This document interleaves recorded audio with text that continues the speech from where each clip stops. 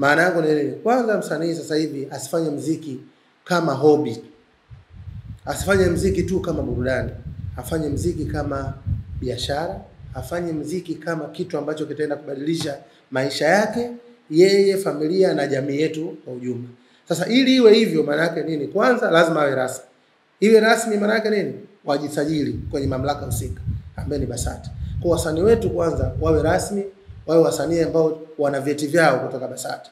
Lakini pia wale ambao wanafanya biashara katika lengo ya juu zaidi, wajirasimishe kama kujifungulia kama business entity kwenye BRELA, lakini pia wahakikishe ni walipa kodi wazuri, kwa sababu hivyo ndio vitu ambavyo vitachagiza serikali waendelee kufanya maamuzi makubwa zaidi. Kwa sababu serikali itapoona sekta hii inaingiza vipato na inasaidia ukuaji wa uchumi na ajira kwa vijana, wataweka mikakati mingi zaidi ya kufanya huu muziki wa Singeli uende mbali. Lakini pili, wadau ambao ni kama wawekezaji. Ukiacha sisi ambao ni mameneja. Mwanzoni watu wengi walikuwa wanapata uoga wa kuwekeza kwenye Singeli kwa sababu ilikuwa haieleweki na haiko rasmi. Sasa serikali imeshairasmisha.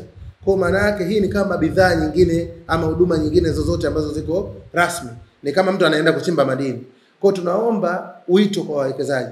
Sasa hivi wanaweza kuwa na amani ya moja kwa moja ya kuwekeza kwenye muziki wa Singeli.